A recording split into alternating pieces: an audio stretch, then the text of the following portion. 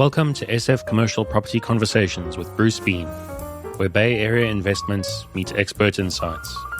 Get ready to unlock the strategies of commercial real estate success. So today we have Nizan Mosery, and I'm very happy to have you, Nizan, on because you have traveled the world. You've gone all over the place. You've lived in Israel. You were born and raised in New York City. So this sounds like a very interesting story coming up here. So all of that tied in with a vegan restaurant. It's got to let us have it. Let's hear how you got from there to here. That's great. Thank you, Bruce, for having me on the show. So I'm first generation American. My parents came to the States from Israel, and then I was born. I have three older brothers, and they were born in Israel. And in 1995, my father passed away, and that kind of threw me for a downward spiral. I kind of lost the meaning of life and didn't understand what things were for. I didn't want to. He inspired me in many ways, but also, he worked hard from the from the time he was 6 years old to the day he passed away. He worked and worked and worked. And I said, there's got to be a better way, So after he passed away, I went back to Israel. I sat on the beach for about a year, contemplating my belly button. And then a friend of mine told me that he was going to India for 2 months on vacation. I said, you know what? India, Tel Aviv, go same beaches, water. I said, I'm coming with you. So we traveled all over India for about 2 months, and then he went back to Israel. He had to go back to work, and I didn't have any responsibilities. I had nothing. No relation. I didn't have a girlfriend. I didn't have a spouse. I didn't have a mortgage. I had nothing. So I continued traveling, and I traveled for about 7 years all over the world. I was a big hippie. I had long hair. I had the goatee. The whole 9 yards. And during my travels, I met a woman in Portugal who would then later become my wife and the mother of my 2 children. And we settled back in Israel. And during that time, I was a vegan. I was a raw vegan. I was eating raw food, nuts and all that kind of good stuff. And I opened up a raw vegan restaurant in Israel, the first of its kind. And it was a big hit. But after 2 years, I got into a bad car accident. I broke my hip. I shouldn't be here today. By the grace of God, I'm sitting here and talking to everybody. And we decided that let's close up the restaurant and let's continue traveling. Let's see the world. And I asked my wife where she wanted to go. And 2008 happened, which we talked a little bit about, before the show. And in Israel, the real estate economy kind of dipped for about half a minute and then popped back up. But we know what happened here in the U.S. And I saw the opportunity and I said, why don't we go to the U.S. and see what's available? So our goal at that time was to buy a house, live in it for about a year, enjoy hanging out and whatnot, fix it up, sell it, make some money, and go be on our merry hippie way. One thing led to another. My oldest daughter turned 3, so we put her into Montessori school, and then my youngest daughter became of age, and we put them in school. And I started flipping houses and wholesaling and doing all of that stuff. And 16 years later, here we are. No more long hair, no more dreadlocks, no more goatee, and now I'm doing $20 million multifamily deals and raising money, and it's been a crazy ride. So how many units do you have right now?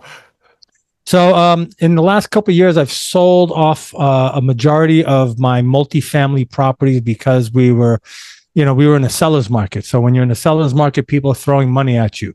So at the heyday, I had about 2,000 units in and out. Now I've got, I have a couple of office buildings in Manhattan and a few multifamily properties. And I've got about 3 student housing projects. I would say right now, total commercial, student, multifamily, total, I've got about 1,500 right now. Wow. Okay. Well, that's an interesting mix of different things. I've got to ask you about how are the office buildings doing? So the office buildings are doing great because my team, we did a triple net lease on those for 99 years. Whoa. Okay. So we've got someone else dealing with all the headaches and whatnot, and we just get our monthly rent from them, which is great. So this is like a ground lease? Correct. It's a ground lease where, they lease the entire building. They take care of everything, and it's triple net. So they take care of the taxes, insurance, all of the expenses. They take care of everything. How big are these buildings? That's very intriguing. So these are, I would say, pre-Civil War buildings in New York City. Oh, wow. So they're 12 stories. They got 2 subfloors, sub basements as well, and about 10,000 square feet per floor. Oh my gosh. So when we bought them, they were sweatshops and residential. Oh, okay. And we converted them into commercial loft office spaces. We had retail clothing on the bottom. In New York, we had, I don't know if you're familiar with CVS, Walgreens. Oh, yeah. So it was a New York brand called Dwayne Reed. They were one of our tenants. We had another very famous clothing company called Zara, Spanish clothing company. They were one of our tenants in the other building. So we've had those tenants in there, and then we leased out the other spaces to different art galleries, artists, music, recording studios, all different kinds of tenants. Well, so did you do all that leasing and then you came back in and ground leased the whole building? Right. So we managed those properties for over some 20 some odd years, 30 years. Oh, wow. And just in the last 5 years, 5 years ago, something about that, we did the master lease up. When the interest rates were low and the owners were buying everything. Right. Yeah. Right. Yeah. So instead of selling the properties and being hit with huge capital gains and then losing all of that monthly income and appreciation and whatnot, we decided to just lease the entire building out to another company and let them run it, but we still own the actual brick and mortar. Wow. So how many years? You're like 3 years into your 99-year lease? Yeah, about 5, I would say. Mm-hmm. Wow. All right. Well, let's move to like student housing. That is an interesting market. How's that market going? That's a great market. A lot of people after COVID thought, students aren't going to go back to school. The population, the student body is going to decrease and whatnot. Now, while in some smaller schools, student population probably decreased a little bit. However, when you go into the big universities, University of Georgia, University of Alabama, these big tier 1 universities that have a strong athletic department and it's a very robust. It's not just a Division 4 football team, but it's Division 1 and so forth. These universities are exploding. And what we found was that there's this thing called the Doug Flutie effect. Oh, wow. You remember Doug Flutie? Yeah. Right. Okay. So I've heard of the Doug Flutie effect, though. Right. So they saw that when Doug Flutie, when he would win championships, the university would grow in population for the next 10 years. So they kept an eye on this, and every university that's gone to the Final Four or has hit a championship, that student population starts to increase really for the next 10 years. Oh, wow. Because kids want to go to a school that's winning, that's got good games, they want to be part of that vibe and, the whole school, identity and we're winning and so forth and fun and a good solid division. So we target those universities and we look for Class A product that's very close, within 1 mile to 2 miles of the university, and things that have, some sort of value add component, When you're dealing with a Class A property, you're probably not going to have a lot of deferred maintenance or a lot of renovations needed, but it's more on the management side, right? Tweaking the management, putting in strong systems and processes, pushing the rents as on the hard side as much as we can. And we found that it's been fantastic. It's a really great niche under multifamily. And, while in multifamily, you're getting security deposit, and usually the security deposit doesn't even cover painting the unit when somebody leaves, right? Yeah. Here, we're getting security deposits and we're getting the parents as guarantors on the lease. Oh, interesting. So if your child is putting their head through the walls, or they had a big party, and they refuse to pay for the renovations, we'll call you up and go, "Hey, Mr. Bean, we love your kid. They're fantastic. However, they threw a party, and we've got some bills we got to send your way." And they usually pay it. Well, exactly. Because think about it, the people sending their kids to these top tier universities that are on scholarship and whatnot, they don't want to get their credit dinged. They don't want anything to happen to their credit. It's a big thing, right? You don't want your kids screwing up your credit because they had a party. So of course you're going to end up paying. So that brings me to the question, even with 1,500 units, are you managing your own properties, or are you subbing that out to somebody else? So there was a while before COVID where I had my own property management company, and then we ran it through COVID and we did all that. And I realized that, I just turned 55 this year. And one of my goals in life was to de-stress my life. And the one way to do that was to close my management company and let somebody else handle that. Yeah, please take that away from me.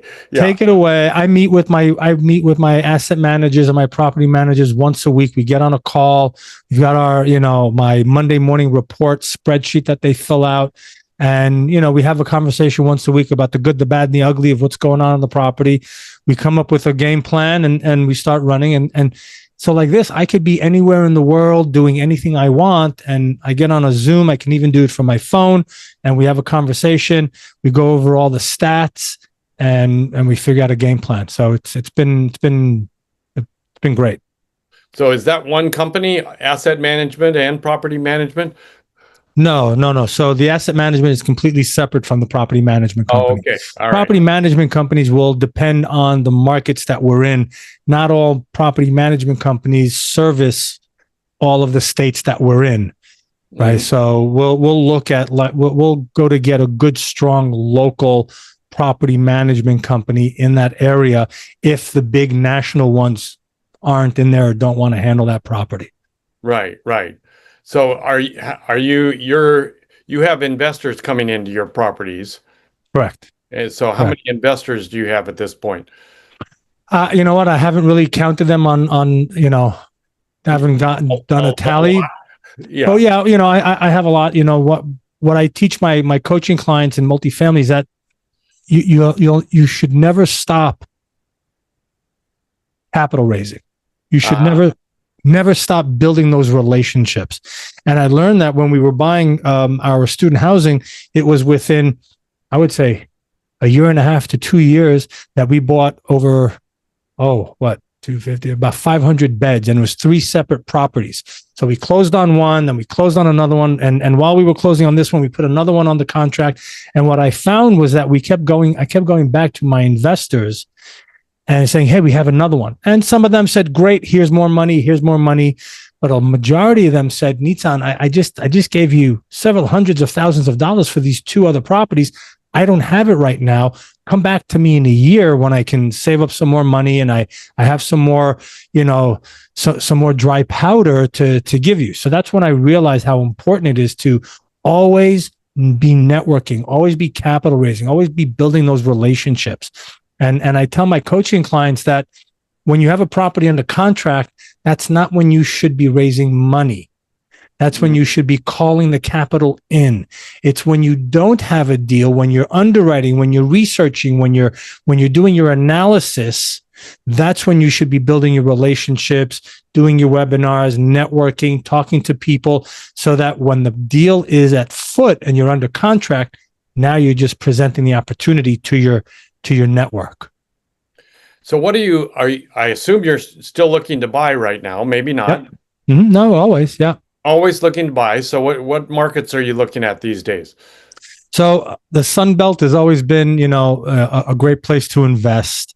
That's Texas all the way through the South up to North Carolina, excluding Mississippi. I've never been a fan of Mississippi. There's not much going on there, not much job growth, not much movement, until the jobs come. I think every state has its time when things shift and move, but yet it hasn't been there. So Texas, Tennessee, Georgia, Alabama, South Carolina, North Carolina, they're moving heavily into the Arkansas market and to the Missouri, Kansas and Missouri area on the Kansas City side. Sounds like you haven't gone west of Texas yet. No, there's no need for it. Not yet. I mean, I'd like to get into Arizona. I think that's a very good market. What I like to do also is I like to be able to get on a plane from where I'm at. I'm in South Florida. Get on a plane, 3-4 hours max. I'm at my location. So that way I could go there in the morning. And if I need to, I can come back at night at the same day. Right. That's kind of how I look at it. I don't want to be in Oregon, which will take me 7 hours by plane to get there.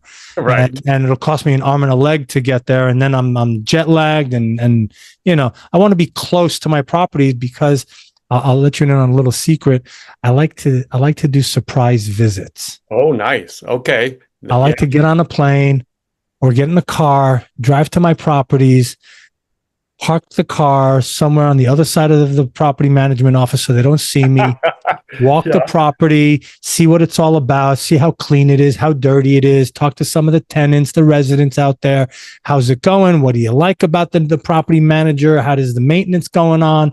Things like that. And then I like to go into the property management office and go, hi there, I'm here. That is a very good tip. I can see that would be very fruitful on numerous occasions. I suspect you may have switched off property managers on occasion because of those interesting visits. Oh, absolutely. You know, I'll show up with my rent roll that I'd printed out, and I'll say, "Come, let's go for a walk." And you know, some of them will be like, "A walk? Where are we walking?" I said, "Yeah, we're going to walk on. We're going to go knock on vacant doors." Wait, I have to go somewhere. Yeah, okay. Okay, and that's your immediate clue that bye that property manager. Yeah. Right. I've knocked on doors and people, you know, vacant doors, and somebody's answered. And so, what are you doing here? How long you been living here? How do you pay rent? Do you have receipts? You know, and yeah, it's interesting. Wow. Okay, that is a very, very good tip that I think people ought to take to heart for sure. So you're always out there soliciting investors. You're looking for property. You're not going west of Texas yet, but that all sounds like you're in Boca Raton, which is pretty far south, right? Right. Yeah. So you get, what do you get on the plane in Miami? Where do you go? Miami, Fort Lauderdale. Yeah. There's two planes, you know, usually Fort Lauderdale, and I can get a direct flight to any major city anywhere in the U.S. You go from there. So what do you think the future is looking like these days? Well, I heard an article, I heard an interview with someone from JP Morgan, and they were saying that September there's going to be a rate cut, and by the end of the year there's probably going to be 4 more rate cuts. Now, I always take that with a grain of salt, right? I've learned not to get excited anymore in business, right? You know, I used to get excited when people tell me, "Oh, I'd love to invest with you. Sure, let's go." I used to get so excited and whatnot, and then they flake, and you hear, "Oh, there's going to be a rate drop. Fantastic, let's go," and then it doesn't happen. So I've learned not to get excited, but I hear things and whatnot, and so let's see. But multifamily is always going to be the best hedge against inflation and a recession. So are you seeing distressed properties out there? Are you looking at distressed properties? Yep, we're seeing a lot more distressed properties come on the market. We're looking at some short sales now as well. We're looking at a lot of seller financing. You know, where, hey, we'll finance it for you. You know, you just take over the mortgage and give us, and we'll give you whatever. And, you know, a lot of assumable debt as well. People just can't sell it because the mortgage is the value of the asset today, because they bought it in 22, 23 at a 3 cap, and today it's a 6 cap. So all of that equity they lost, and it's pretty much, you know, the value that of the mortgage is the value of the property. Yeah. And so you can pick up some things. Sure. Absolutely. Mm-hmm. That definitely is out in the marketplace. So, do you think it's kind of at the bottom yet, or have we hit the bottom? No, I don't think we've come close to the bottom yet. Oh, wow. Oh, Yeah, okay. I think there's going to be a big outpouring of distressed assets coming down the market. And I'll tell you, if it's kind of a double-edged sword, right? The reduction of interest rates. Right. You want to reduce interest rates so that more deals happen. There's more movement in the economy. There are sales going on. Brokers are making money. People are making money. We can move money, but at the same time, when interest rates drop, it's going to be a feeding frenzy. And become probably a seller's market again, because all the buyers that were sitting on the sidelines waiting are going to come back in the market. They're going to want now we're competing. If we're competing with 5 people today, for example, just to make up numbers, we'll then be competing with 10 people. Yeah. Right. Because now, interest rates, let's buy now. Right. So I think it'll be a feeding frenzy. Prices may go up. I'm not sure, because there may be because of the influx of buyers, but because of the influx of buyers may now be choosy. Right. And they'll say, well, if you don't lower it, I'll just go to the next guy. We'll go to the next guy. We'll go to the next person. We'll go. So I'd like to see how it's played out. They don't pay me enough money to be on one of these business, Fox Business or CNN or whatnot. So right. Take what I'm saying with a grain of salt. Well, but it makes sense that if you've got 10, 20 people feeding on one property, somebody's bound to overpay, and then, it kind of screws up the whole market. So, if people start overpaying, then prices go up, and, you're kind of screwed. But anyway, there's always deals out there. You just got to find them. There's always deals, just as you build relationships with your network of people to become investors, you really got to build your relationships with the brokers. You got to let them know, listen, we're sitting on dry powder. We've got capital. We've got investors waiting, me. We've closed on deals before. We're ready to rock and roll. You build that relationship with them so that when the feeding frenzy happens, you're on the short list. Right. Yeah, because they're sitting back waiting, and then once you're ready to go, you say, okay, here's the deal. Do you want to jump in or not? Mm-hmm. Yeah, no, that's fantastic. So how are you getting investors? You mentioned podcasts and webinars and all different social media approaches. What's been your best source for finding new investors? Good question. I like to go to a lot of real estate conferences. I like to go to different social clubs.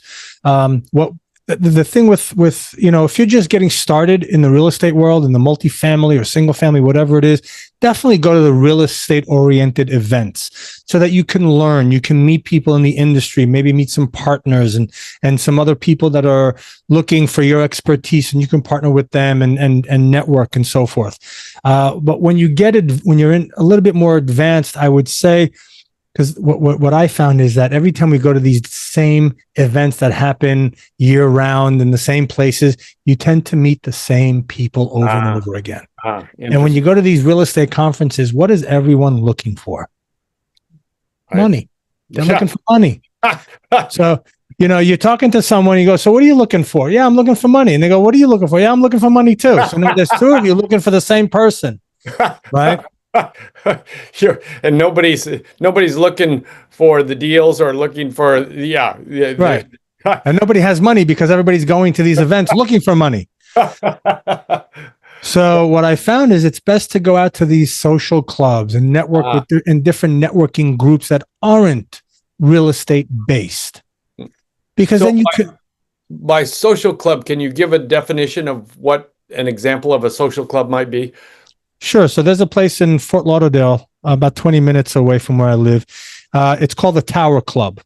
They have it's in the oldest tower in Fort Lauderdale. They have the top floor. There's a bar. There's a couple of event spaces, very exclusive, very business oriented. And it's $200 a month to belong to this club. They have clubs all around the country as well. So if I go somewhere, I could look up at the directory and, oh, there's a club over here. It's a social club. And the Tarot Club, they have weekly events. Oh. 1 week, Tuesdays, it could be it's a social night. Come and socialize. You go there, your first drink is on the house, and then they put out, hors d'oeuvres and, some platters, and you can talk and you just meet people from different industries, different network, different areas, right? And they have, the president of American Express is a member. The president of this airline is a member. So you have people that are high net worth individuals, doctors, bankers, CEOs. They come and it's also a good place for me to go and just go and work. I'll take my laptop. I can go and, in a button down shirt and slacks and go spend my day and just work from there and meet people and network and whatnot. So, something of that nature. And they hold different events every night of the week. And it's not an extra charge to go to these events. Well, and I assume you've probably spoken at one of these events or several of these events. So I've spoken at these events. I attend these events on a consistent basis because it's consistency, right? You start seeing the same people, and finally, like, oh, hey, weren't you here last week, Bruce? Yeah, nice to meet you. My name is Nizan. Yeah, I think I saw you last time. No, that's right. How are you? What's going on? So what do you do? Okay, great. I'll see you next week. Goodbye. And you build those relationships with people. Right. And that's how you grow your network. Now, I'm not saying that all these people will invest with you, right? But but that's how you go about doing it. Right. But I think the key factor you're saying here, it's not like, hello, give me money. No type approach. No, never. Yeah. It's like, okay, here's who I am. Here's who you are. We're going to talk. We might get to know each other. We'll become friends. And Correct. maybe eventually we'll see if some money comes our way. Correct. And different. I belong to another group called CEO Life. It's another networking group. Oh, wow. So they have different chapters all over the country. So I belong to the, South Florida chapter, the West Palm Beach chapter, and we have weekly events that we put on with different chapters. And then once a year, there's a big summit where all the chapters where we get together. So I met a woman at the last event and we built a relationship, and, now she wants to invest in my projects, so you build these relationships with people, and it's planting seeds. That's how you got to look at it. It's planting seeds. And again, I tell my coaching clients, I said, look, think of it this way. And I'm talking from a guy's perspective, right? You go to a bar and, when I was single, I don't do this anymore. I'm married now. But, you go into a bar, you see a beautiful woman at the bar. You're not going to walk up to her and go, excuse me, would you like to go home and sleep with me? Yeah, right. It doesn't work that way. It doesn't work that way, right? So you got to think of it in the same head.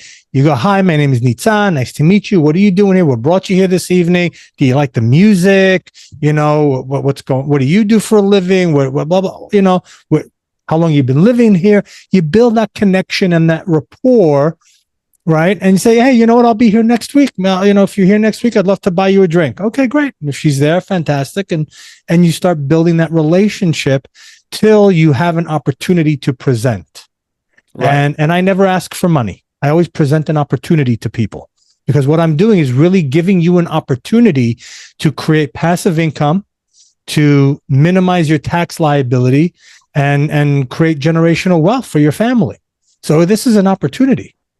Yeah, this is not me asking you for money. This is an opportunity for you to make some money. Correct. So correct. That is a fantastic difference. So it sounds like you're seeing a lot of money out there in the sidelines. Yes. There's a lot of money. There's a lot of scared money as well. Right? A lot of money. What are you defining as scared money? I'm going to wait and see what happens. Ah, okay. Yeah. I'm going to wait. All right. Okay. What are you waiting for? Not yet. Yeah. How long you been waiting? I've been waiting 2 years. Okay.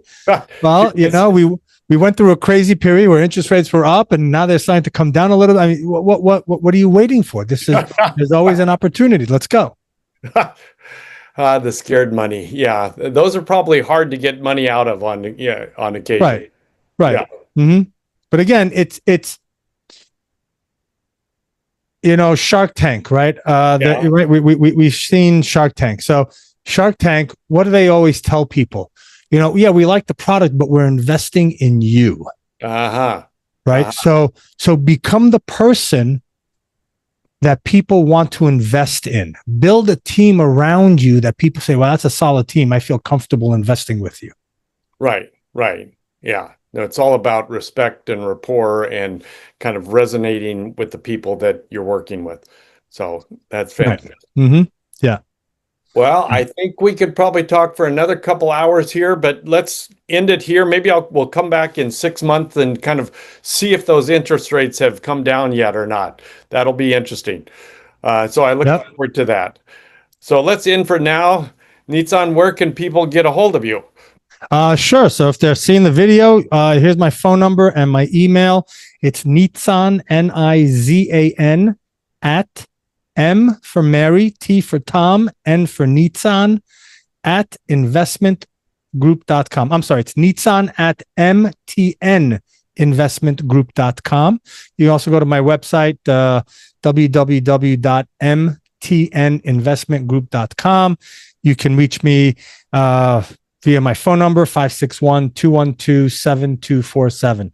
And I would like to give out a freebie. I have what I created is a due diligence checklist for when you put out property under contract and you're doing your unit by unit walkthrough inspection.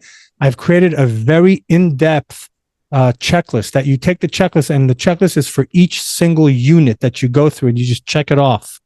If you go to my website, which is, and you can see it right here behind me, multifamilyinc.com/checklist. Wow. And people can get my due diligence checklist for your listeners. No, that's fantastic. I think that is something that a lot of buyers are missing. They just sort of go in and look and say, okay, this sort of looks like what I want, but checking it down to each unit is well worth the effort, I'm sure. Oh, absolutely. Everybody should walk every single unit. Wow. All right. Well, that is great advice. Let's reconvene in 6 months. Great to have you, Nizan, and I look forward to talking to you again soon. Absolutely, Bruce. Thank you. It was a pleasure. That's a wrap on today's journey through the SF commercial real estate scene. Ready to share your story? Visit sfcommercialconversations.com/guest. Your insights could lead the next conversation.